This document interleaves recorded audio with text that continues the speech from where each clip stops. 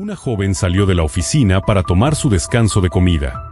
Iba a casa, como lo había hecho algunas veces. Pero ese día, nunca regresó. Sus compañeros, preocupados por su ausencia, llamaron a la policía. Lo que los investigadores descubrirían después parecía sacado de una película de terror. Pero era real. Terriblemente real. Y pieza por pieza, lograron desentrañar la verdad. Carolyn Vinton nació el 30 de mayo de 1993, en Plainsboro, Nueva Jersey. Vivía ahí con sus padres y su hermana mayor. Desde pequeña, soñaba con conocer el mundo. Tras terminar la preparatoria, estudió en Lafayette College, donde participó en 2 programas internacionales que la llevaron a Japón y Alemania. Durante su carrera, obtuvo 3 licenciaturas: Relaciones Internacionales, Sociología y Antropología. Graduada en 2015, Carolyn consiguió un empleo en una empresa de marketing cerca de su ciudad natal. Rentó un departamento en Plainsboro para estar cerca de su familia. Fuera del trabajo, dedicaba su tiempo libre al voluntariado en una liga juvenil y actividades benéficas. En los años siguientes, mantuvo su rutina: trabajar, ayudar a los demás y viajar siempre que podía. El 10 de junio de 2019, Carolyn, de 26 años, decidió ir a su casa durante la hora de comida.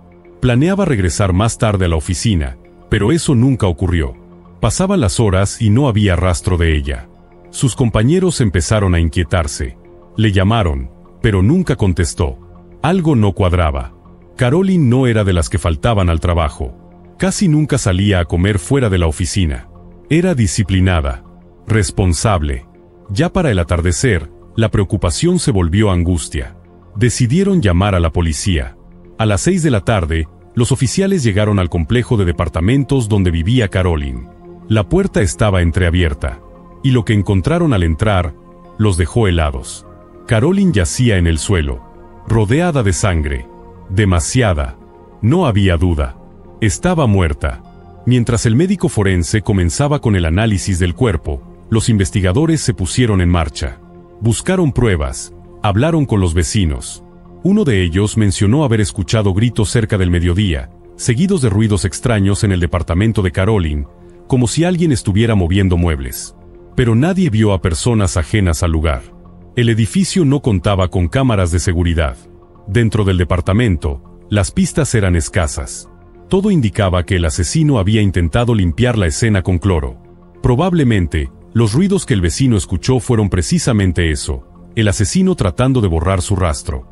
Mientras los detectives buscaban grabaciones de cámaras en edificios cercanos y seguían otras líneas de investigación, el forense concluyó la autopsia.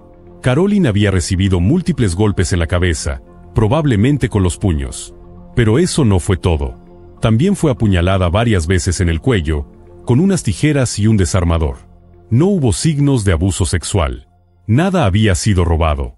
Pero un detalle llamó la atención: las tijeras y el desarmador provenían del propio departamento de Carolyn.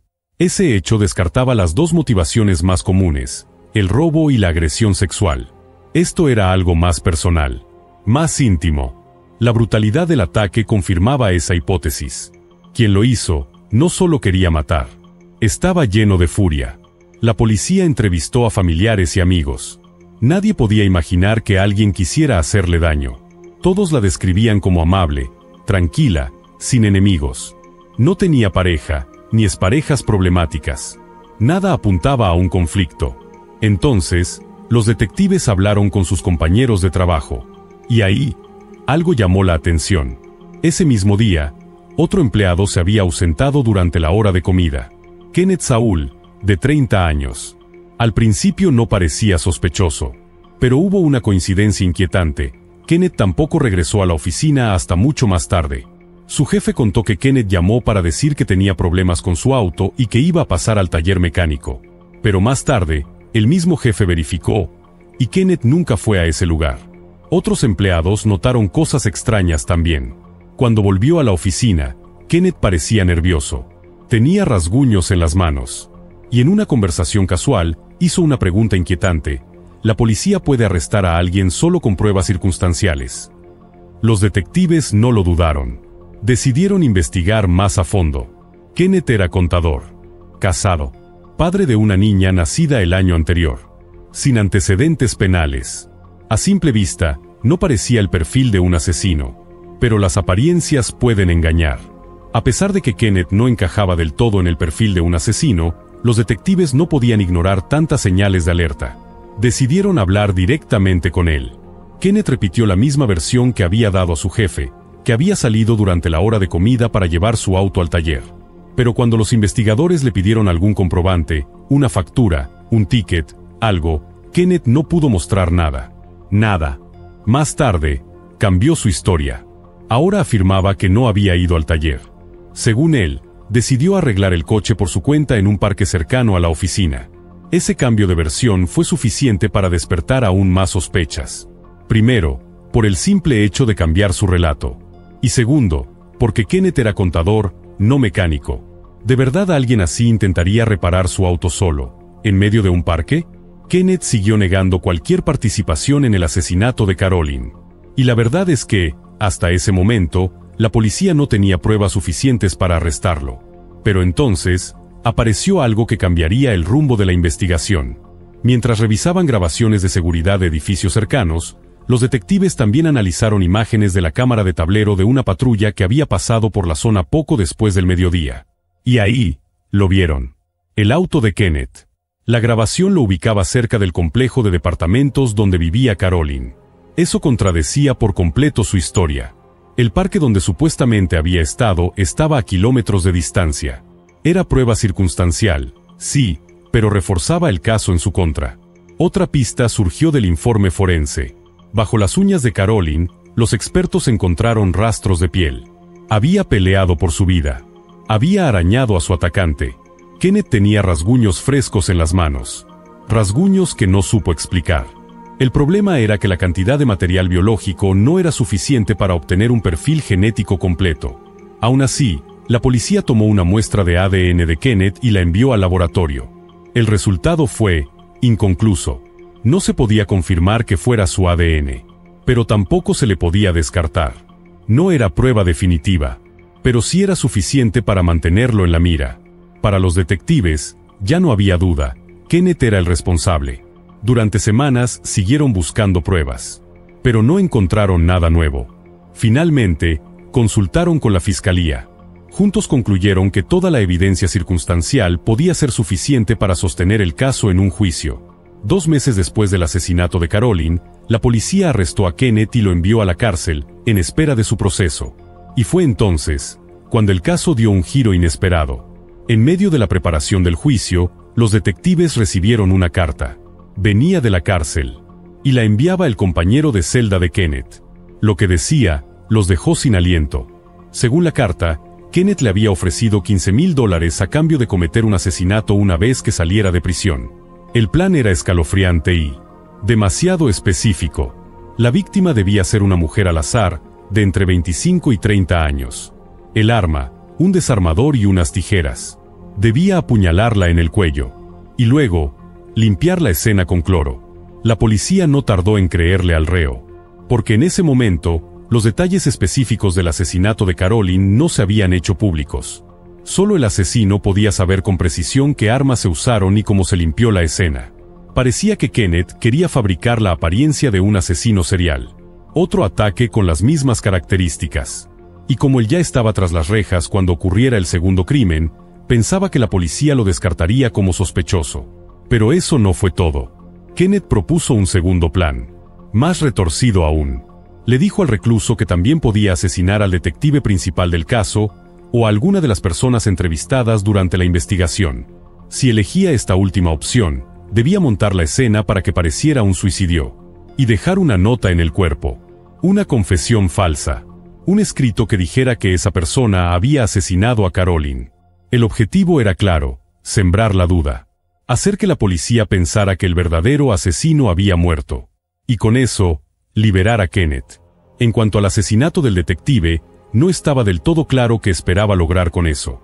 Pero parecía convencido de que, sin el investigador principal, todo el caso se derrumbaría. Y por si fuera poco, también le dio consejos. Instrucciones detalladas sobre cómo evadir a las autoridades después del crimen. Irónicamente, ignorando el hecho de que él mismo había sido arrestado casi de inmediato. El plan era absurdo, infantil. Pero Kenneth hablaba en serio. Creía, firmemente, que todo eso lo sacaría de prisión. Con esta información en mano, la policía le pidió al recluso que usara un micrófono oculto y que volviera a hablar del plan con Kenneth. El recluso aceptó colaborar. Poco tiempo después, los detectives ya tenían a Kenneth grabado, hablando con naturalidad sobre la planeación de múltiples asesinatos. Ese mismo día, el personal del penal registró la celda de Kenneth. Lo que encontraron fue estremecedor, varias notas escritas a mano, confesando el asesinato de Caroline. Su plan era dejar esas notas junto al cuerpo de la supuesta víctima que su compañero de celda debía matar. Así, todo encajaría con la narrativa que Kenneth intentaba construir. Él mismo las había escrito, pensando que nadie se molestaría en comparar la letra. Con eso, no solo entregó más evidencia que lo vinculaba directamente con el crimen de Caroline, sino que también se ganó nuevos cargos por conspiración para cometer asesinato. Y aún así, con todo lo perturbador que se había revelado, había una pregunta que seguía sin respuesta. ¿Por qué? ¿Por qué Kenneth había matado a Caroline? Pasaron los años. Kenneth permanecía tras las rejas. Y en noviembre de 2022, 3 años después de su arresto, los fiscales tomaron una decisión difícil.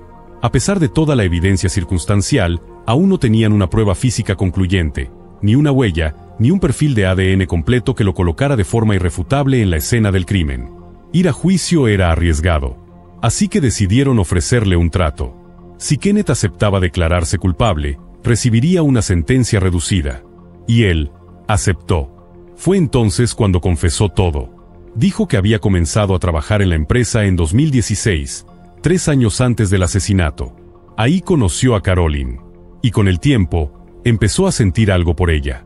Algo más que simple atracción. A pesar de estar casado, desarrolló sentimientos románticos. Pero Caroline no estaba interesada. Se lo dejó claro. Muy claro. Kenneth no insistió. No la acosó. No hizo nada evidente. Pero por dentro, algo se fue gestando. Una obsesión. Silenciosa, insidiosa, peligrosa. Mientras todos pensaban que lo había superado, Kenneth comenzó a obsesionarse más y más. Hasta que cruzó una línea. En algún momento, robó en secreto las llaves del departamento de Caroline. Hizo una copia. Y luego, sin que ella se diera cuenta, devolvió el original. Desde entonces, comenzó a entrar en su casa cuando ella no estaba. Por lo general, durante sus descansos del trabajo. Pero no se detuvo ahí. Instaló cámaras ocultas en su departamento.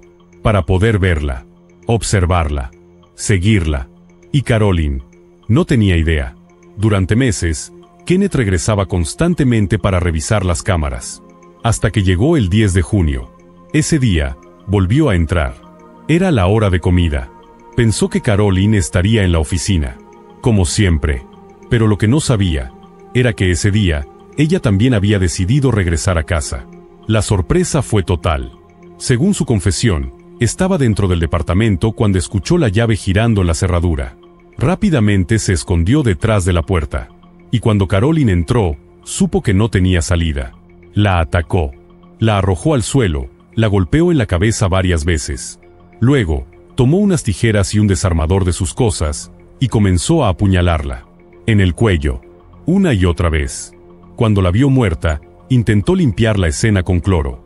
Pero había demasiada sangre. Entonces, recogió todas las cámaras ocultas, salió del departamento, y regresó a la oficina como si nada hubiera pasado. En enero de 2023, Kenneth fue sentenciado a 45 años de prisión por el asesinato de Caroline. Además, recibió 10 años más por conspirar para cometer otro asesinato desde la cárcel. Antes de recibir su condena, dio una última declaración en la corte. Se dirigió a la familia de Caroline. Lo siento todos los días por las decisiones que tomé. Si hubiera alguna forma de deshacer lo que hice, lo haría sin dudarlo. Me arrepiento profundamente del dolor que les he causado. No hay palabras lo suficientemente grandes para describir las atrocidades que cometí ni la miseria que traje a sus vidas. También pidió perdón a su propia familia, que estaba presente en la sala. Lo siento por cómo soy, y por haberlo ocultado durante toda mi vida. La fachada que construí les impidió ver cualquier señal. Solo puedo imaginar el dolor que les causé al descubrir la verdad. Pero muchos de los involucrados en el caso pusieron en duda la sinceridad de su arrepentimiento. No solo había asesinado brutalmente a Caroline para evitar ser descubierto, sino que además estuvo dispuesto a mandar a matar a personas inocentes, todo con tal de eludir su responsabilidad. Su esposa, ajena por completo a su doble vida, solicitó el divorcio poco después de su arresto. Y a pesar de su supuesto remordimiento, Kenneth presentó una apelación casi de inmediato tras ser sentenciado. Argumentó que parte de la evidencia en su contra había sido obtenida violando sus derechos constitucionales. Pero a finales de 2024, la Corte rechazó su apelación. Determinaron que no había ninguna irregularidad en la investigación. La sentencia original fue ratificada. Hoy, todo indica que Kenneth Saúl pasará el resto de su vida en prisión. Comparte tu opinión sobre esta historia en los comentarios. Y si te impactó este caso, no olvides darle me gusta al video. Gracias por ver. Una mujer desapareció sin dejar rastro, desde su propia casa. Lo único que quedó atrás fue una serie de mensajes extraños. La policía inició una investigación, pero durante años, no condujo a ningún lugar. Hasta que los detectives tomaron una decisión inusual, algo que parecía sacado de una película de suspenso. Fue entonces cuando la verdad, tan impactante como perturbadora, salió finalmente a la luz. Lisa Michie nació el 5 de agosto de 1983, en Calgary, Canadá. Desde pequeña mostró una pasión intensa por todo lo relacionado con el arte. A los 4 años comenzó a dibujar, y esa pasión la acompañó durante toda su infancia y juventud. En la preparatoria, descubrió también el amor por la música, al grado de formar una banda con varios de sus amigos. Tras graduarse, Lisa decidió posponer sus estudios universitarios. Necesitaba trabajar para mantenerse, así que comenzó a encadenar distintos empleos de medio tiempo. Fue en uno de esos trabajos, en un restaurante, donde conoció a un hombre llamado Alan. Pronto comenzaron a salir, y con el paso del tiempo, formaron una familia. Tuvieron 2 hijos, un niño y una niña. Finalmente, se mudaron juntos a una casa en una zona tranquila, y se enfocaron en criar a sus hijos. Todo parecía marchar con normalidad, hasta que llegó octubre de 2012. El día 27, Lisa, de 29 años, salió rumbo a su turno nocturno en el hotel donde trabajaba, junto a su madre. Aquella noche, el hotel organizaba una fiesta de Halloween, y madre e hija la disfrutaron mientras atendían el evento. Al terminar su turno, Lisa decidió quedarse a dormir en casa de su mamá, ya que el camino de regreso era largo. A la mañana siguiente, mientras conversaban sobre la fiesta y hacían planes para la semana, el teléfono de Lisa sonó. Tras una breve llamada, le dijo a su madre que tenía que regresar a casa de inmediato. Se despidió, subió a su auto, y se fue. A su madre le pareció extraño, pero no le dio demasiada importancia en ese momento. Sin embargo, en los días siguientes, la preocupación fue creciendo. Lisa no volvió a llamar. Y eso no era normal en ella. Siempre se mantenía en contacto, sin importar qué tan ocupada estuviera. Su madre trató de llamarla varias veces, pero Lisa no contestaba. Al principio pensó que tal vez estaba saturada de trabajo. Pero a medida que pasaban los días y noticias, esa intuición que solo una madre puede tener se convirtió en alarma. Decidió entonces ir hasta su casa para asegurarse de que todo estuviera bien. Pero Lisa no estaba ahí. Quien abrió la puerta fue Alan. Y él, según dijo, tampoco sabía nada de Lisa. Aseguró que el 28 de octubre, un día después de que ella saliera de casa de su madre, discutieron. Según su versión, él salió a comprar cigarrillos, y cuando regresó, Lisa ya no estaba. Pero algo en esa historia no le cuadraba a la madre de Lisa. No podía imaginar que su hija se marchara sin decir una palabra, y mucho menos que abandonara a sus hijos. Entonces, notó algo raro. Mientras hablaba con Alan en el pasillo, vio que el abrigo y las botas de invierno de Lisa seguían ahí, en el closet. Y considerando el frío que hacía, era prácticamente imposible que hubiera salido sin ellos. Fue entonces cuando decidió revisar el resto de la casa. Encontró el collar y la pulsera favorita de Lisa, los que siempre usaba al salir. Pero su bolso había desaparecido. Antes de que se fuera, Alan le mencionó algo más, que Lisa le había mandado un correo electrónico, y que quizá ella debería revisar su bandeja de entrada también. Ya en casa, encendió la computadora, y ahí estaba, un mensaje de Lisa. En él, decía que se sentía cansada y que necesitaba alejarse por un tiempo. Era extraño, pero los correos que vinieron después seguían insistiendo en que todo estaba bien. Durante semanas intercambiaron mensajes, pero sin importar cuántas veces su madre preguntara, Lisa nunca explicó qué había pasado ni dónde estaba. El 16 de noviembre, la madre de Lisa despertó y vio una llamada perdida de su hija. Había entrado a las 2:45 de la madrugada y había dejado un mensaje de voz. Al escuchar su voz sintió un alivio momentáneo, pero al prestar atención a las palabras, ese alivio se transformó en preocupación. Algo no sonaba bien. El mensaje era confuso, desordenado, casi sin sentido. Lisa decía: «Hola, estoy bien. A veces mis semanas se ponen locas, ya sabes, y estuvo tranquilo un tiempo, y de repente pasó esto y en mediodía debería, pero ya regresó y tengo que irme. Te quiero». Nada tenía lógica. ¿De qué hablaba? ¿Quién había regresado? ¿Qué había pasado? La llamada, lejos de calmarla, generó aún más preguntas. Fue en ese momento cuando la madre de Lisa supo que no podía seguir esperando. Fue directamente a la policía. Contó todo lo que había ocurrido, y se inició oficialmente la búsqueda. Los investigadores, tras hablar con la madre, descubrieron algo más. La relación entre Lisa y Alan nunca había sido estable. Desde antes de tener hijos, ya se habían separado y reconciliado varias veces. Tras el nacimiento de los pequeños, las cosas parecieron calmarse, pero con el tiempo, los problemas regresaron. Uno de los motivos de tensión era que Alan nunca logró mantener un trabajo estable, y eso frustraba profundamente a Lisa. Alan nunca logró mantener un trabajo fijo. Saltaba de un empleo temporal a otro, y a veces simplemente no trabajaba. Esa situación dejó a Lisa con toda la carga económica, obligándola a mantener a la familia por su cuenta. Trabajaba en 2 empleos de tiempo completo, mientras criaba a sus hijos. El desgaste físico y emocional empezó a hacer mella. Lisa había empezado a considerar seriamente terminar la relación, pero al final, decidió quedarse. Por los niños. Cuando los detectives interrogaron a Alan, él admitió que la relación había sido complicada. Dijo que, en los últimos años, él y Lisa habían acordado quedarse juntos solo por el bienestar de sus hijos. Según su versión, Lisa había estado viendo a otros hombres de vez en cuando, y aseguró que lo sabía. Sobre su desaparición, insistió en que no tenía idea de dónde podría estar.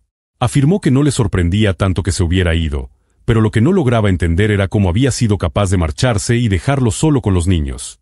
La policía revisó la casa de arriba a abajo, pero no encontró ninguna pista sobre lo que podría haber ocurrido. Luego accedieron a la computadora de Lisa, y ahí descubrieron conversaciones con varios hombres, algunos de ellos de otras ciudades. Esto levantó sospechas. ¿Y si Lisa se había ido con uno de ellos? Los investigadores contactaron a esos hombres, pero todos dijeron lo mismo: no la habían visto, no sabían nada de ella. La policía también intentó rastrear la dirección de correo electrónico desde la cual se habían enviado los mensajes a la madre de Lisa, así como el número desde el que llegó el misterioso buzón de voz. Pero ambos intentos resultaron inútiles. No llevaron a ningún lado. Durante los meses siguientes, las autoridades continuaron buscando pistas y difundiendo el caso en los medios de comunicación. Pero el silencio persistía. Ni una sola señal de Lisa. Eventualmente, los correos dejaron de llegar. Y con cada semana que pasaba, la esperanza de su madre se iba apagando. Muy dentro de ella, había una sospecha que no podía ignorar: Alan. Algo no le cuadraba, pero cada vez que lo mencionaba, la policía le repetía lo mismo. No había pruebas que lo vincularan al caso. Mientras tanto, Alan siguió adelante con su vida. Criaba a sus hijos solo, y finalmente consiguió un empleo estable y bien remunerado. Conoció a un hombre que estaba por abrir una agencia de autos y le ofreció un puesto de tiempo completo. La novia de ese hombre comenzó a cuidar a los hijos de Alan de vez en cuando, lo cual le ayudó bastante. Con el tiempo, Alan comenzó a pensar en rehacer su vida sentimental. Y no tardó en tener una oportunidad. Un día, saliendo del trabajo, una mujer perdió el control de su auto por culpa del mal clima, y lo chocó por detrás. Ella le dijo que su compañía aseguradora cubriría los daños, y como gesto de buena voluntad, le regaló un par de boletos para un partido de hockey. Después del accidente, se mantuvieron en contacto, y Alan empezó a pensar en la posibilidad de comenzar algo serio con ella. Así pasaron 2 años. Parecía que Alan estaba reconstruyendo su vida. Pero Lisa seguía sin aparecer. Sin pistas, sin mensajes. Nada. A principios de diciembre de 2014, exactamente 2 años después de la desaparición de Lisa, Alan viajó por trabajo a otra ciudad junto a 2 compañeros. Mientras estaba allá, recibió una llamada de la policía. Un detective, que acababa de ser asignado al caso, se presentó por teléfono y le dijo algo directo. Creía que Lisa ya no estaba viva. Además, tenían una orden para registrar su casa nuevamente. De hecho, ya estaban en camino. Alan estaba sentado con sus compañeros de trabajo cuando recibió la llamada. Según ellos, su rostro se puso completamente pálido. Colgó, pidió un cigarro, y dijo que necesitaba hablar con ellos. Alan confesó.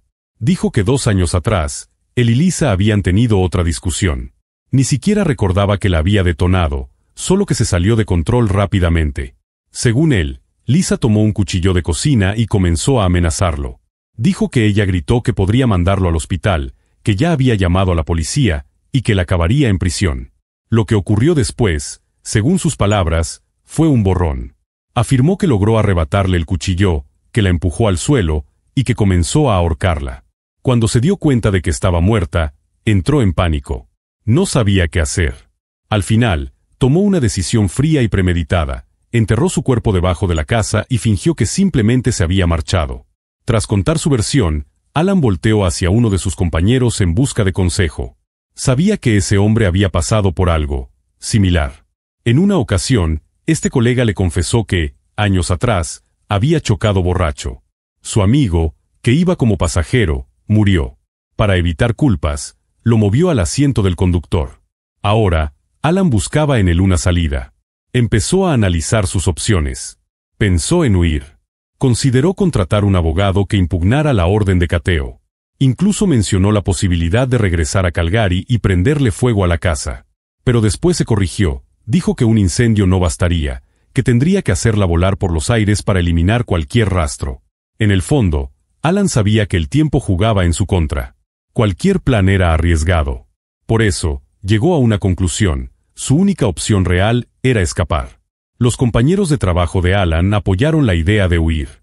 Él empezó a pensar en posibles destinos, en cómo desaparecer. Pero había algo que no había tomado en cuenta. No tendría la oportunidad de llevar a cabo ninguno de sus planes. Porque aquella llamada del detective no fue simplemente un aviso sobre una orden de cateo. En realidad, era el último paso de una operación cuidadosamente planeada por la policía, una operación que llevaba más de un año gestándose. Todo con un único objetivo: hacer que Alan confesara. En 2013, la provincia de Alberta actualizó sus leyes sobre personas desaparecidas, lo que le dio a las autoridades más herramientas legales para profundizar en las investigaciones. Fue justo en ese periodo cuando el caso de Lisa pasó a manos de una nueva división. Y desde el primer momento, pusieron en marcha esas nuevas facultades legales. Una de las primeras acciones fue revisar a fondo la actividad telefónica relacionada con el buzón de voz que Lisa había dejado a su madre. Lo que descubrieron fue inquietante. La llamada provenía de un teléfono prepago, barato, que había estado activo solo durante un mes después de la desaparición de Lisa.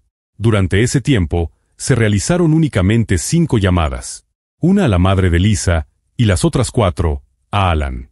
El problema era que Alan jamás mencionó esas llamadas a la policía. Nunca. Pero lo más alarmante no fue eso. Fue la ubicación desde donde se hicieron las llamadas. Según los registros del proveedor, todas fueron realizadas desde una torre de celular situada cerca de la casa de Lisa y Alan. Y considerando que, para entonces, Lisa supuestamente ya se había ido, ese detalle encendió todas las alarmas.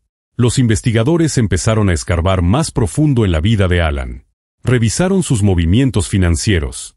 Y lo que encontraron fue perturbador. El día que Lisa desapareció, Alan hizo una serie de compras muy sospechosas. Un contenedor de plástico grande, cloro, guantes de goma, cemento, una cubeta, tablas de madera y arena para gato. Este último artículo fue especialmente llamativo. Alan era severamente alérgico a los gatos. No había razón lógica para que comprara ese producto. En conjunto, todo apuntaba a una sola cosa: Alan se estaba preparando para deshacerse de un cuerpo. En cuanto al teléfono que supuestamente Lisa había usado, apareció otra pista. Un cargo hecho con la tarjeta de Alan en Walmart. La tienda había vendido ese mismo modelo de teléfono prepago, idéntico al que se utilizó para las 5 misteriosas llamadas. Y aún con todo esto, la policía no tenía pruebas suficientes para arrestarlo. Necesitaban una de 2 cosas: el cuerpo de Lisa o una confesión. Así que idearon un plan arriesgado. Una operación encubierta, cuidadosamente diseñada para meterse en la vida de Alan. El nombre en clave: Aurora. El primer paso fue enviar a una oficial encubierta. La mujer accidentalmente chocó el auto de Alan, lo que derivó en una conversación casual, y eventualmente, en una relación de confianza. Poco tiempo después, ella le presentó a otro oficial encubierto, un hombre que fingía estar por abrir una nueva agencia de autos. Le ofreció a Alan un empleo, y se ganaron su simpatía. Para sostener la mentira, la policía fue más allá. Pusieron en marcha una agencia de autos real. Una fachada completamente funcional. Así, Alan no tendría razones para sospechar. Con el tiempo, se integraron más oficiales encubiertos, todos colocados estratégicamente como empleados del supuesto negocio. Incluso la mujer que cuidaba a los hijos de Alan, también era policía encubierta. Pasaron los meses, y Alan bajó la guardia. Comenzó a confiar en ellos. Fue entonces cuando la policía activó la fase final del plan. Simularon un viaje de trabajo con Alan y dos de los oficiales encubiertos que fingían ser sus colegas. Durante el viaje, el detective principal lo llamaría para decirle que creían que el cuerpo de Lisa estaba oculto en su casa, y que estaban a punto de registrar la propiedad. El objetivo era claro: tomarlo por sorpresa, hacerlo entrar en pánico, y que confesara frente a quienes ya veía como sus amigos. Y el plan funcionó casi a la perfección. Ambos agentes encubiertos que viajaban con Alan llevaban micrófonos ocultos. Captaron en audio toda la confesión. Poco después, Alan fue arrestado y trasladado de regreso a Calgary. Mientras tanto, un grupo de investigadores se dirigía a su casa para realizar el cateo. Cabe destacar que la policía ya había registrado la vivienda 2 años antes, incluyendo el sótano, pero en aquel momento no detectaron nada anormal. Esta vez era diferente. Ahora sabían qué buscar, y tenían una lista muy clara de compras sospechosas que podrían guiar su inspección. Examinaron el sótano con otra mirada. Y fue en una esquina donde lo vieron, una plataforma de cemento que desentonaba con el resto del lugar. Tenía la misma altura que la tabla de madera que Alan había comprado 2 años atrás. Era evidente que algo estaba escondido ahí. Comenzaron a desmantelar la estructura, y no tardaron en encontrar un espacio oculto debajo. Dentro, un gran contenedor de plástico, relleno con sal y arena para gato. Y sí, dentro del contenedor estaba el cuerpo de Lisa Mitchell. Aunque el cadáver había estado oculto por 2 años, los métodos que Alan había usado para preservarlo y ocultarlo terminaron siendo su perdición. Paradójicamente, la forma en la que Alan almacenó los restos de Lisa ayudó a conservarlos lo suficiente como para que el médico forense pudiera determinar la causa de muerte. Tal como Alan había confesado, Lisa murió por estrangulamiento. Ahora, la policía tenía todo lo necesario para acusarlo formalmente. Pero al revisar su computadora, descubrieron algo más. Alan había hecho una serie de búsquedas en Internet poco tiempo después de la desaparición de Lisa. Investigaba cómo distintos materiales y condiciones afectaban la descomposición de un cuerpo. Pero eso no fue lo más inquietante. Los correos electrónicos que, en teoría, Lisa había enviado a su madre durante el primer mes de su desaparición, también fueron rastreados. Todos salieron desde la computadora de Alan.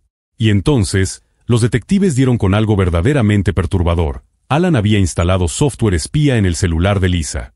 Le permitía escuchar sus llamadas y grabarlas. Fue así como obtuvo el fragmento de audio que luego usó para dejar aquel confuso mensaje de voz. Este hallazgo cambió por completo la narrativa. Sugería que el asesinato no fue un arrebato momentáneo, sino algo planificado. Algo premeditado. Lo cual contradecía directamente lo que Alan había dicho durante su confesión. Aún así, demostrar ante un tribunal que Alan había planeado el asesinato con antelación era extremadamente difícil. Al final, la fiscalía decidió reducir el cargo a homicidio en segundo grado, lo que implicaba una condena menos severa. El abogado de Alan también le recomendó aceptar el acuerdo y declararse culpable. Era la mejor forma de evitar un juicio por asesinato en primer grado. Pero incluso entonces, Alan siguió insistiendo en que actuó en defensa propia. Aseguró que había sido víctima de violencia doméstica durante años. Que Lisa lo había agredido físicamente en múltiples ocasiones. La fiscalía, en cambio, argumentó que Alan había planeado el crimen meticulosamente y que luego dedicó años enteros a encubrirlo. Pero en el juicio, el juez determinó que no había pruebas suficientes para condenarlo por homicidio en segundo grado. Alan fue declarado culpable de homicidio culposo, manslaughter, y condenado a solo 7 años de prisión. La indignación fue inmediata. La fiscalía apeló, y el tribunal les dio la razón. La condena fue revisada y extendida a 10 años en total. Pero incluso ese castigo fue insuficiente para la familia y los seres queridos de Lisa. Lo peor estaba por venir. A pesar de la condena, Alan fue puesto en libertad anticipada tras cumplir solo 5 años. La noticia desató una nueva ola de enojo entre quienes pedían justicia para Lisa. Sin embargo, la libertad le duró poco. Alan violó las condiciones de su libertad condicional y fue devuelto a prisión, donde permaneció hasta su liberación oficial en 2022. Aunque el castigo pareció absurdamente leve, el caso marcó un triunfo notable para las fuerzas del orden. Durante un año entero, un equipo de agentes encubiertos se infiltró en la vida de Alan, ganándose su confianza y llevándolo, paso a paso, hacia una trampa meticulosamente diseñada. Fue ahí donde finalmente confesó el oscuro secreto que había guardado durante años. Después del arresto de Alan, los hijos de Lisa fueron puestos bajo la tutela de su abuela materna, y desde entonces viven con ella.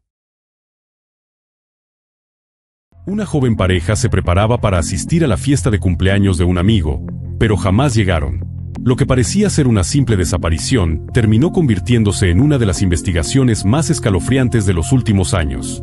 Tan perturbadores fueron los hallazgos, que incluso algunos de los detectives asignados al caso necesitaron terapia. Nada, absolutamente nada, los había preparado para el horror que estaban por descubrir. Shannon Christian nació el 29 de abril de 1985 en Texas.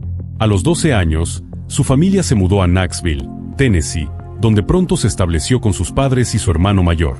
Desde el principio, Shannon destacó por su carisma. Era el tipo de persona que conquistaba a todos con una sonrisa, extrovertida, amable, siempre dispuesta a tender la mano. En su nueva escuela, se integró como si hubiera pertenecido ahí desde siempre. Quienes la conocían decían que tenía una capacidad especial para conectar con la gente. Esa calidez que la caracterizaba también moldeó su vocación. Shannon quería dedicarse a algo que tuviera sentido, algo que ayudara a los demás. Después de terminar la preparatoria, ingresó a la Universidad de Tennessee para estudiar sociología. Quería quedarse cerca de su familia, con quienes tenía un vínculo inquebrantable. Pero al mismo tiempo, deseaba forjar su propio camino, así que trabajaba en 2 empleos de medio tiempo para mantenerse por sí misma. Fue en esos años universitarios cuando conoció a Chris Newsom. Comenzaron a salir y rápidamente se hicieron inseparables. Shannon tenía 21 años, Chris, 23. Él trabajaba como carpintero y a pesar de su juventud, ya se había ganado una buena reputación en la comunidad. El 6 de enero de 2007, la pareja planeaba asistir a una fiesta de cumpleaños. Aquella tarde, Shannon fue a casa de una amiga, donde Chris pasaría por ella más tarde. Sin embargo, él se retrasó. Su amiga decidió adelantarse a la fiesta, y Shannon prefirió quedarse ahí, esperando a su novio. Chris, antes de ir por Shannon, había llevado a otro amigo a la misma fiesta y luego se dirigió directo a recogerla. Pero una hora después, comenzó la inquietud. La distancia era corta, apenas unos 10 minutos, pero ninguno de los dos había llegado. Algo no cuadraba. Al principio, sus amigos pensaron que quizá habían cambiado de planes, pero era raro. No era propio de ellos desaparecer sin avisar, mucho menos en el cumpleaños de un amigo cercano. Después de varios intentos fallidos por llamarles, la preocupación creció. Ya era medianoche, y la pareja seguía sin aparecer. Un grupo decidió entonces ir al complejo de apartamentos donde Shannon había estado esperando. Al llegar, vieron la camioneta de Chris estacionada, pero el coche de Shannon no estaba. Supusieron, sin mucho convencimiento, que quizá habían decidido no asistir a la fiesta y pasar la noche juntos. Un poco antes, Shannon había llamado a su madre. Le dijo que regresaría más tarde de lo planeado, que probablemente irían a cenar y ver una película. Le aseguró que estaría en casa alrededor de las 3:30 de la mañana. Pero esa hora llegó y pasó, y Shannon nunca volvió. Al principio, su madre pensó que tal vez se había quedado a dormir en casa de alguna amiga o con Chris, así que trató de no alarmarse. Pero todo cambió a la mañana siguiente, con una llamada inesperada. Su hija no se había presentado a trabajar. Alarmada, la madre de Shannon contactó a los padres de Chris. Ellos también estaban desconcertados. Él tampoco había regresado a casa. Ninguno de los dos contestaba el teléfono. Ya no era solo una intuición. Algo andaba muy mal. Sus amigos también intentaron localizarlos, sin éxito. Y lo más inquietante era que ambos, aunque jóvenes, siempre mantenían contacto con sus familias. Nunca desaparecían así, de la nada. Y menos Shannon, quien tomaba su trabajo con total responsabilidad. Faltar sin avisar simplemente no era una opción para ella. Las familias empezaron a llamar a todos los hospitales del área. Nadie con sus características había sido ingresado. Decidieron acudir a la policía. Pero las autoridades locales se negaron a abrir un expediente. Dijeron que, al tratarse de adultos, debían esperar 24 horas antes de presentar un reporte de personas desaparecidas. Pero los padres de Shannon no estaban dispuestos a esperar. Se pusieron en contacto con la compañía telefónica de su hija, con la esperanza de conseguir alguna pista. Y, para su sorpresa, la empresa accedió a rastrear el celular. Descubrieron que, durante la noche, Shannon había revisado su buzón de voz 3 veces. Después de eso, silencio total. El teléfono se apagó. La última señal registrada provenía de una torre en la zona de North Cherry Street. Esa información encendió todas las alarmas. Aunque Knoxville era una ciudad relativamente segura, esa área en particular era conocida por su alto índice delictivo. Nada de esto tenía sentido. ¿Por qué habría estado Shannon en ese lugar? Esa pregunta no dejaba de rondar la mente de su familia. Sin esperar a que las autoridades actuaran, decidieron buscar respuestas por su cuenta. Recorrieron calles durante horas, hasta que finalmente dieron con su coche. Estaba estacionado a tan solo unas cuadras de donde su celular había emitido señal por última vez. Desde el primer instante en que llegaron al auto, supieron que algo no estaba bien. Sus pertenencias habían desaparecido, fotos, su cargador, todo lo que siempre llevaba con ella. El interior estaba sucio, lo cual era completamente fuera de lugar para Shannon. Ella era meticulosa con la limpieza de su coche, lo mantenía impecable. Pero lo más alarmante fue que el asiento del conductor estaba completamente echado hacia atrás, como si alguien mucho más alto lo hubiera manejado. No cabía duda. Shannon no había sido quien condujo hasta ahí. Con este hallazgo inquietante, sus padres volvieron a contactar a la policía. Esta vez, los oficiales por fin tomaron cartas en el asunto. Al inspeccionar el vehículo, encontraron algo aún más perturbador. Los interiores y las manijas habían sido limpiadas, como si alguien hubiera intentado borrar cualquier rastro de huellas. Y había otro detalle que no encajaba, un paquete de cigarros vacío, arrugado y tirado dentro del auto. El problema era que ni Shannon ni Chris fumaban. Todo indicaba que el coche había sido robado. Pero seguía sin haber rastro alguno de los dos jóvenes. Fue entonces cuando, al revisar a fondo el vehículo, descubrieron algo que cambiaría el rumbo de la investigación, un sobre atorado entre los asientos. Tenía escrita la dirección de una casa, justo en esa misma colonia. Más revelador aún, los peritos lograron extraer una huella dactilar del sobre y no tardaron en identificarla. Pertenecía a un hombre llamado Lamarcus Davidson, un delincuente con un historial criminal extenso. Y lo más alarmante, vivía exactamente en la dirección escrita en el sobre. Los detectives se dirigieron de inmediato a la casa. No había nadie. Sin embargo, las circunstancias les permitieron entrar sin orden judicial. Existía la sospecha de que Shannon y Chris estaban en peligro inminente. El interior del lugar era un completo desastre. Pero de inmediato, los agentes encontraron objetos que les helaron la sangre, el bolso de Shannon, sus zapatos y algunas otras pertenencias personales. También estaba la gorra de Chris, junto con su licencia de conducir. Pero el hallazgo más aterrador los esperaba en la cocina. Uno de los oficiales abrió el bote de basura, y lo que encontró lo marcó para siempre. Envuelto en una tela, yacía un cuerpo humano. Era Shannon. El caso cambió de categoría en ese instante. Ya no se trataba de una desaparición, era un homicidio. Su cuerpo fue enviado al forense, y ahora los detectives se enfrentaban a dos interrogantes urgentes. ¿Dónde estaba Chris? ¿Y dónde estaba Lamarcus Davidson? La primera respuesta no tardó en llegar. Poco después del hallazgo, la policía recibió un aviso de otra dependencia. 2 días antes, un trabajador ferroviario había encontrado el cuerpo de un hombre cerca de las vías del tren. En ese momento, nadie había podido identificarlo. Pero ahora, todo apuntaba a que se trataba de Chris. Un análisis de ADN confirmó los peores temores. La autopsia de ambos cuerpos reveló un panorama verdaderamente espeluznante. Presentaban múltiples heridas, cortes, moretones y evidentes signos de abuso. Ambos habían sido agredidos física y sexualmente. Chris murió por múltiples disparos. En el caso de Shannon, la causa de muerte fue asfixia. Los forenses hallaron evidencia biológica en el cuerpo de Shannon que correspondía con Lamarcus Davidson. También se encontraron sus huellas en las bolsas de basura utilizadas para envolver sus restos. Y como si eso no bastara, dentro de la casa se hallaron casquillos percutidos, los cuales coincidían con las balas extraídas del cuerpo de Chris. Con toda esta evidencia, los investigadores no tenían duda. Lamarcus estaba directamente involucrado en los asesinatos. A partir de ahí, la prioridad fue encontrarlo. Al revisar los registros de su teléfono celular, descubrieron que en los últimos días había estado en contacto constante con un hombre llamado Eric. No fue difícil localizarlo. Al principio, Eric negó saber el paradero de Lamarcus. Pero cuando los agentes le informaron del crimen y le advirtieron que también podría ser acusado como cómplice, cambió de actitud y confesó la verdad. Según él, Lamarcus se había estado escondiendo en una casa vacía que estaba en venta. También admitió que el mismo día en que Shannon y Chris desaparecieron, ambos habían participado en un robo. La policía acudió a la propiedad señalada. Y ahí lo encontraron. Lamarcus estaba rodeado de basura, envases vacíos y armado. Pero hubo un detalle que llamó aún más la atención: llevaba puestos los tenis de Chris. Fue arrestado y llevado a interrogatorio. Desde el inicio, negó tener relación alguna con el caso.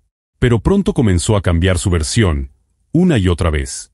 En total, dio 5 declaraciones diferentes, todas contradictorias. Primero dijo que no sabía de qué le hablaban. Luego afirmó que Shannon y Chris habían sido secuestrados por alguien más, y que él no tenía nada que ver. Más tarde, Lamarcus les dijo a los detectives que él solo había usado el auto de las víctimas para moverse por la ciudad y vender drogas. Nunca confesó haber cometido los asesinatos, pero sí proporcionó información que resultó crucial. Por lo que decía, y por lo que no decía, quedó claro que no había actuado solo. Los investigadores coincidieron: más de una persona había participado en el crimen. Según Lamarcus, los verdaderos responsables eran su medio hermano, Letalvis, y un amigo en común llamado George. La policía no tardó en localizarlos y llevarlos a interrogatorio, junto con Eric, quien ahora también era considerado cómplice. Ninguno de ellos parecía tener intención de confesar. Pero conforme avanzaban los interrogatorios, los detectives descubrieron un patrón inquietante. Todo indicaba que los 4 hombres habían estado involucrados, en distintos grados, en los hechos. Y no estaban solos. Había una quinta persona implicada, una joven de apenas 18 años llamada Vanessa. Fue localizada y detenida. Con los 5 sospechosos bajo custodia, comenzaron las verdaderas revelaciones. Poco a poco, todos empezaron a echarse la culpa entre ellos. Sus versiones eran contradictorias, inconsistentes, pero había suficiente evidencia para reconstruir una narrativa de lo que realmente ocurrió aquella noche. Lamarcus parecía ser el cabecilla del grupo. Su principal actividad era el narcomenudeo, y esa noche tenía un objetivo claro: robar un coche para usarlo en la distribución de droga. Salió con sus 3 cómplices, y con Vanessa, a buscar el vehículo ideal. Mientras recorrían un complejo residencial, justo donde Shannon estaba esperando en su coche, la vieron. Ella estaba dentro del auto. Chris estaba de pie junto a ella. Fue en ese momento cuando tomaron la decisión que cambiaría y terminaría 2 vidas. No solo iban a robar el auto, también iban a secuestrar a la pareja. Los encañonaron y los obligaron a subir al coche. Luego los llevaron a la casa de Lamarcus. De acuerdo con las pruebas de ADN, tanto Lamarcus como Letalvis agredieron sexualmente a Shannon y a Chris. Las agresiones no fueron momentáneas, se prolongaron por horas. También los sometieron a tortura y humillaciones que escapan la comprensión. Al amanecer, sacaron a Chris de la casa. Lo llevaron a las vías del tren y ahí lo ejecutaron a sangre fría. Su cuerpo fue abandonado como si no valiera nada. Después, regresaron a la casa y continuaron con el tormento. Shannon permaneció con vida casi 2 días. Mientras tanto, sus amigos y familia ya la buscaban desesperadamente. Su auto aún no había sido hallado. Finalmente, también la asesinaron.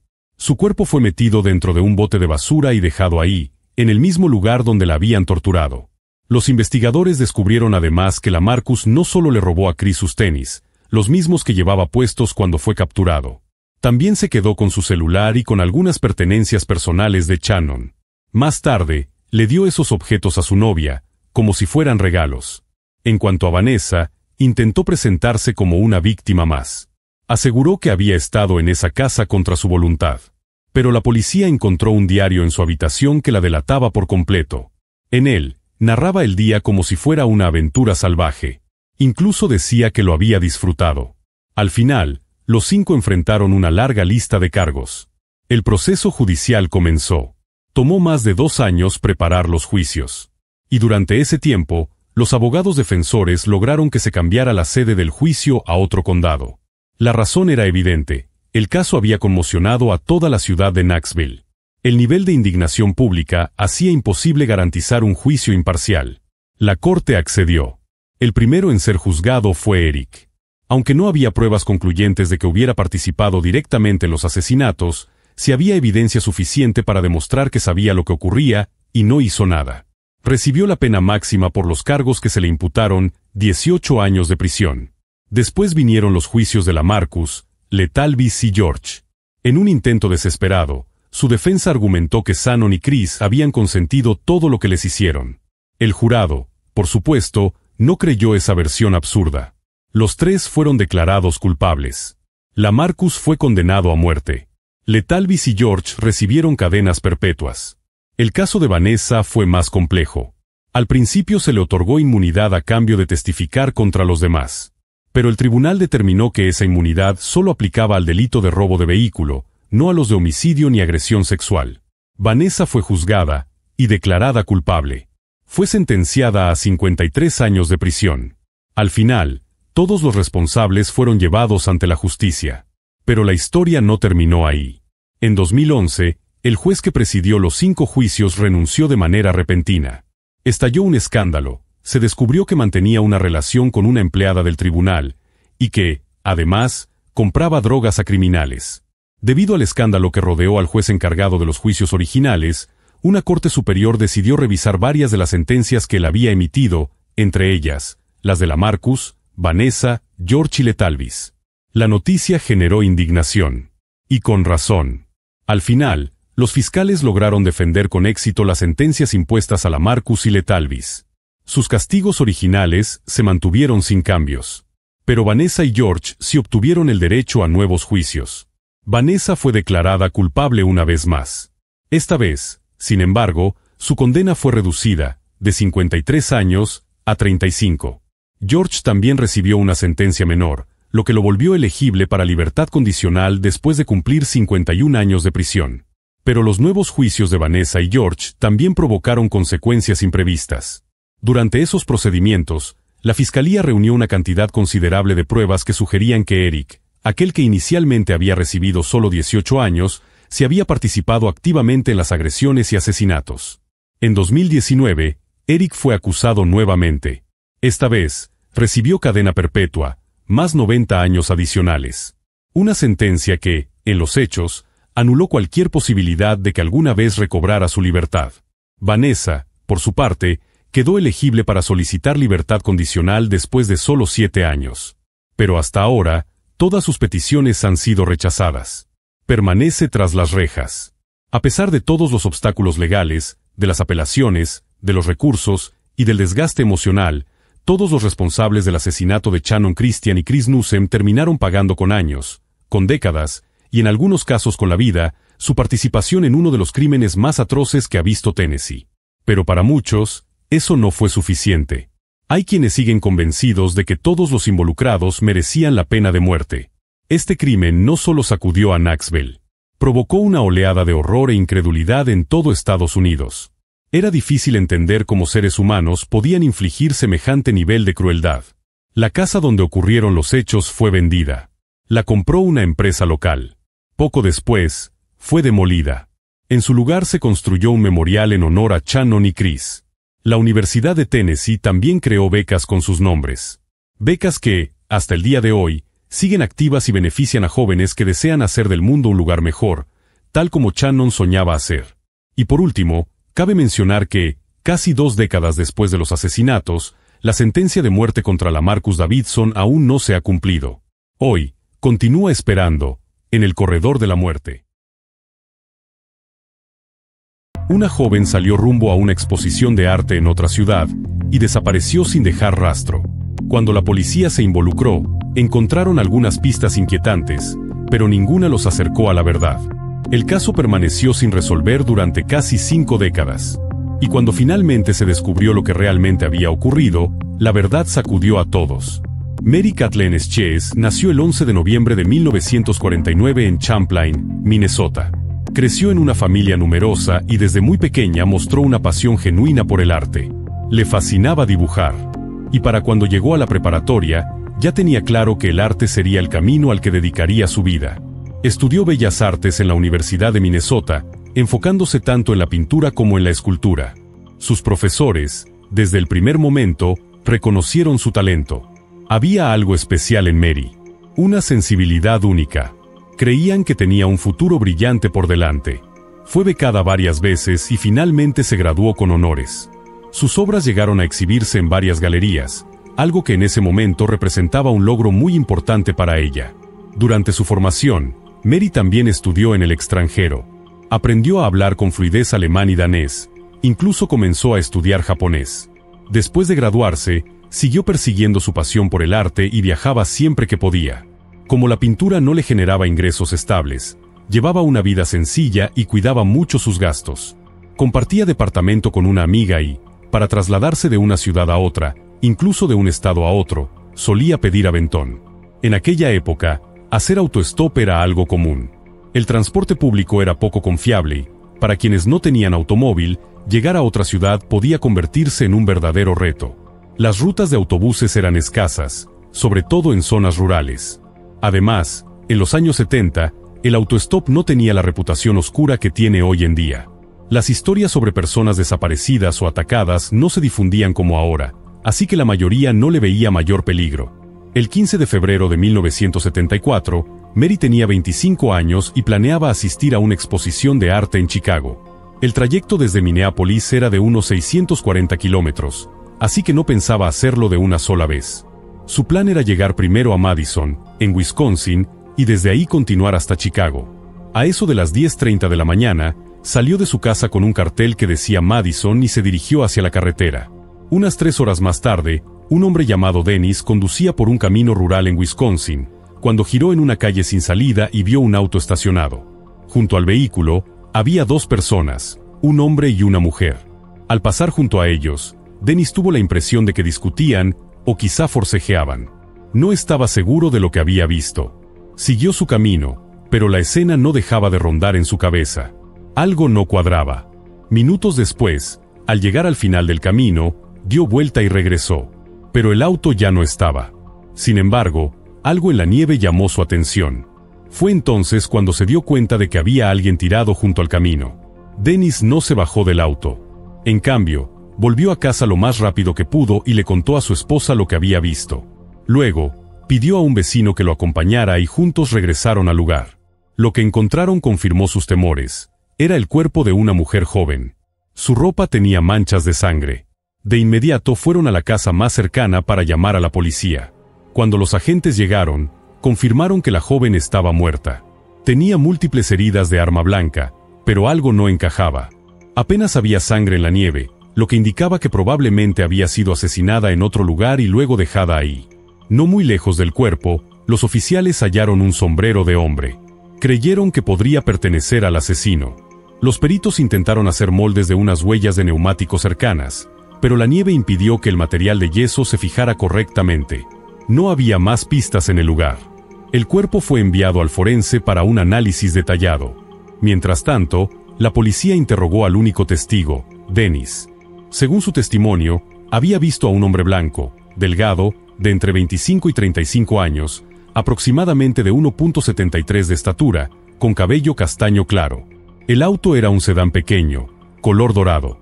No pudo identificar el modelo ni la matrícula. El médico forense determinó que la joven había recibido unas 15 puñaladas y murió por pérdida de sangre. También encontró múltiples heridas defensivas en los brazos, lo que mostraba que la víctima luchó con su agresor. Sin embargo, no había señales de agresión sexual, lo que descartaba el motivo más evidente. Poco después, el forense logró identificar a la víctima. Era Mary. Tras hablar con su compañera de departamento, la policía supo que Mary planeaba asistir a una exposición en otra ciudad. La amiga también mencionó que Mary se había llevado su bolso, el cual no fue encontrado en la escena del crimen. Sabiendo que Mary salió de su casa alrededor de las 10:30 de la mañana y que su cuerpo fue hallado unas 3 horas después, los detectives lograron construir una línea de tiempo tentativa. El trayecto desde su hogar hasta el lugar donde fue encontrada tomaba aproximadamente 1 hora y media, lo que hacía muy probable que la persona que la recogió en Minneapolis fuera la misma que terminó con su vida. La policía elaboró un retrato hablado del sospechoso basándose en la descripción que Dennis había dado, y lo compartieron con los periódicos locales, con la esperanza de que alguien lo reconociera. Se recibieron algunos reportes, pero ninguno que acercara a los investigadores al asesino. Al mismo tiempo, los detectives comenzaron a preguntarse si Dennis, el único testigo, podría estar implicado. Había razones para sospechar. Para empezar, sabían con certeza que Dennis se encontraba en un camino rural sin salida, y nadie más había visto al otro hombre que le aseguraba haber presenciado. Además, algunos aspectos de su relato no terminaban de cuadrar. Dennis afirmó que ese día había ido a la tienda y que, al regresar, decidió seguir manejando un poco más. Cuando le preguntaron por qué, su respuesta llamó la atención. Dijo que su perra estaba en el coche con él y que creyó que quería seguir paseando. La justificación fue vista con escepticismo, sobre todo porque Dennis había girado hacia un camino prácticamente en desuso, un sitio donde nadie tenía razón para estar. Otro detalle que encendió las alarmas fue su comportamiento tras encontrar el cuerpo. No se bajó del auto. No revisó si la joven aún respiraba. Simplemente dio la vuelta, condujo hasta su casa y buscó a su vecino para regresar juntos. Ni siquiera llamó a la policía mientras estuvo en su hogar. Eso solo ocurrió después de que su vecino también viera el cadáver. Para los investigadores, esto parecía un intento de construir una coartada, o al menos, de alejarse del crimen. Pero también había elementos que parecían exonerarlo. Por ejemplo, las huellas de neumáticos encontradas en la escena no coincidían con su vehículo. Aún así, no se podía descartar que otro coche hubiera pasado antes del asesinato.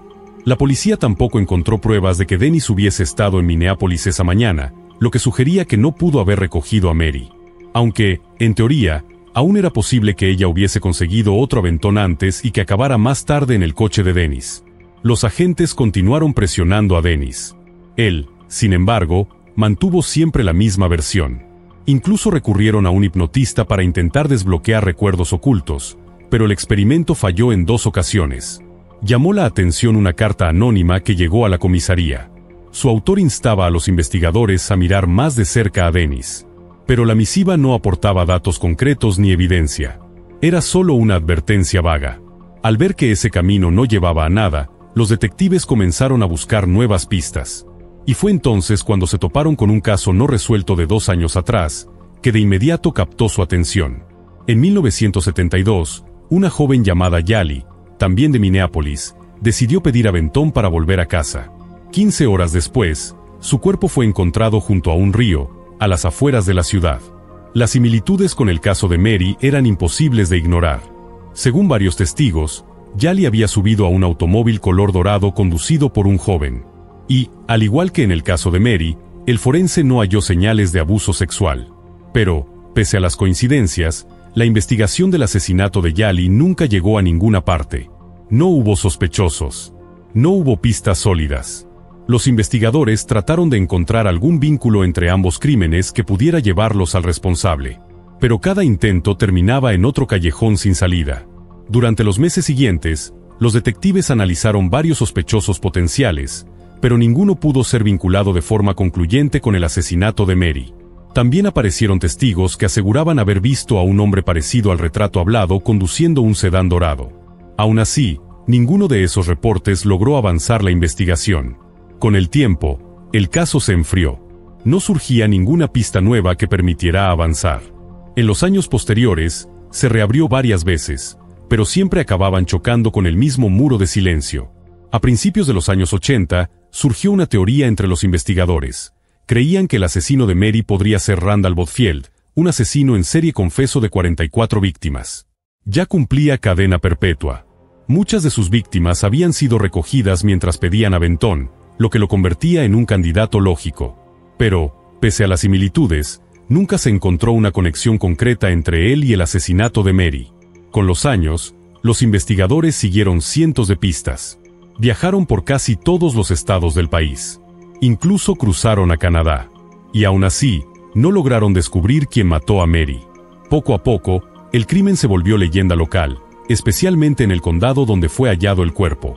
Comenzaron a circular rumores, testigos que aseguraban haber visto la figura de una joven caminando sola junto a la carretera, intentando conseguir un aventón. Pero siempre que alguien se distraía por un segundo, aquella figura desaparecía sin dejar rastro. 2 pescadores aseguraron haber visto a una mujer parecida junto a un lago. Dijeron que su silueta brillaba con una tenue luz blanca, y que permanecía de pie, en completo silencio, observándolos desde lejos. Tiempo después, una mujer de la localidad se presentó ante las autoridades con un relato inquietante. Afirmó que una mujer llamada Mary, víctima de un asesinato, la visitaba con frecuencia y le hablaba. Como el crimen jamás fue resuelto, esas historias paranormales terminaron siendo más conocidas que el caso real. Con el tiempo, muchos ni siquiera sabían que detrás de los cuentos de fantasmas había una tragedia absolutamente real. A comienzos de los años 2000, cuando el análisis genético ya era una herramienta clave en las investigaciones criminales, los detectives decidieron darle un nuevo intento al caso de Mary. Querían encontrar algún rastro biológico que pudiera identificar al asesino. En 1974, los forenses habían recuperado pequeñas cantidades de sangre y piel bajo las uñas de Mary, muy probablemente del agresor. La evidencia aún permanecía resguardada, intacta. Sin embargo, los especialistas no lograron extraer un perfil de ADN útil de aquel material. Pero quedaba una pista más. El sombrero hallado cerca de la escena del crimen había sido preservado durante todos esos años. Y en su interior, había algunos cabellos cortos de un hombre. Los peritos analizaron esos cabellos y lograron extraer un perfil parcial de ADN. Una vez más, se encontraron con un obstáculo. No había coincidencias en la base de datos del FBI. Pero no todo fue en vano. Gracias a esa muestra, lograron descartar a varios sospechosos, incluido el asesino serial que una vez consideraron como posible responsable. Su ADN estaba registrado desde hacía años, y no coincidía. El caso volvió a estancarse por varios años más, hasta finales de 2022. Fue entonces cuando los detectives se enteraron de una nueva técnica forense, genealogía genética. Comprendieron que esta podría ser la última gran oportunidad para resolver el crimen de Mary. Contactaron a un laboratorio universitario en Nueva Jersey, especializado en ese tipo de investigación, y el equipo aceptó colaborar. Los expertos comenzaron a trabajar con el perfil parcial extraído del cabello dentro del sombrero. El hecho de que no fuera un perfil completo complicaba enormemente la tarea. Aún así, después de un arduo proceso en bases de datos públicas de genealogía y la reconstrucción de posibles árboles familiares, lograron identificar a un posible sospechoso. Un hombre que cumplía con todos los criterios necesarios. Solo faltaba obtener su ADN. Los detectives lo localizaron y le pidieron una muestra. Él accedió sin objeción. Pero, para sorpresa de todos, no hubo coincidencia. El perfil genético no era el mismo. Entonces, uno de los analistas ofreció una nueva posibilidad. Tal vez el asesino era su primo hermano. Los investigadores siguieron esa pista y recolectaron una segunda muestra. Pero una vez más, no coincidía. La situación era desconcertante. Ambos hombres estaban biológicamente emparentados con el asesino. Eso era un hecho. Pero no había nadie más en su árbol genealógico que pudiera encajar como sospechoso. Fue entonces cuando surgió una nueva hipótesis. ¿Y si el asesino había sido adoptado? Eso explicaría por qué no aparecía en ningún registro familiar conocido. El equipo se sumergió en archivos antiguos, buscando cualquier indicio que pudiera confirmar esa teoría. El 4 de noviembre de 2024, por fin encontraron lo que buscaban.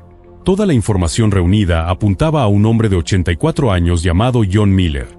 Los detectives comenzaron a investigar su historial y descubrieron que tenía una hija. Se acercaron a ella y accedió voluntariamente a proporcionar una muestra de ADN. Cuando llegaron los resultados, no había duda. El cabello hallado en la escena del crimen pertenecía a su padre. 50 años después del asesinato de Mary, los investigadores finalmente sabían quién la había matado. Tan pronto como el laboratorio confirmó la coincidencia genética, los agentes se dirigieron directamente al domicilio de Miller. Apenas le mencionaron la evidencia, John Miller confesó, con calma. Contó que el día del crimen había recogido a Mary a un lado del camino. Le prometió llevarla a su destino. Pero una vez que salieron de la ciudad, comenzó a presionarla. Ella se negó. Entonces Miller sacó un cuchillo y la apuñaló múltiples veces. Condujo hasta aquel camino remoto y sin salida con la intención de enterrar su cuerpo en la nieve. Pero mientras la arrastraba fuera del auto, otro conductor pasó por el lugar. Preso del pánico, Miller volvió a subir a su vehículo y huyó, dejando el cadáver abandonado junto al camino. Al día siguiente, vio una nota en el periódico sobre el asesinato y sintió alivio. El testigo, al parecer, había confundido el color de su auto. Según Miller, en ese entonces conducía un coche azul claro, no dorado. Al final, dijo que no sentía nada por lo que había hecho, que apenas había pensado en ello en los años siguientes. También confesó que había arrojado el arma homicida a un pantano cercano a su casa. Sobre el bolso de Mary, dijo que no recordaba qué había hecho con él. Cuando le preguntaron si había matado a alguien más, negó con firmeza. Aseguró que ni siquiera sabía por qué había matado a Mary. Después de su confesión, fue acusado formalmente de asesinato y trasladado a prisión para esperar juicio. Miller dejó claro que no pensaba luchar contra los cargos. Miller declaró que se declararía culpable. No quería pasar por un juicio largo ni revivir los hechos en un tribunal. A sus ojos, ya estaba preparado para pasar el resto de su vida en prisión. Así, después de 50 años de incertidumbre, los detectives finalmente lograron resolver un caso que durante décadas pareció imposible. Y aunque John Miller, con casi 85 años, probablemente no pase muchos años más tras las rejas, el asesinato de Mary Kathleen Sches ha sido oficialmente resuelto. En cuanto al caso de Yali, la posible implicación de Miller ahora parece poco probable. El vehículo que conducía en aquella época no coincidía con la descripción del auto en el que se vio por última vez a Yali. Es muy posible que él no tuviera ninguna relación con ese crimen. Aún así, los investigadores han comenzado a revisar otros casos sin resolver, buscando cualquier conexión con Miller. Pero hasta el momento, no se ha encontrado evidencia que lo vincule con otros asesinatos. Después de medio siglo de preguntas, de silencio, de especulaciones, la verdad finalmente salió a la luz. Y aunque la justicia llegó tarde, llegó con fuerza. Lo que comenzó como una desaparición sin explicación, se convirtió en un símbolo de perseverancia para los que nunca dejaron de buscar respuestas.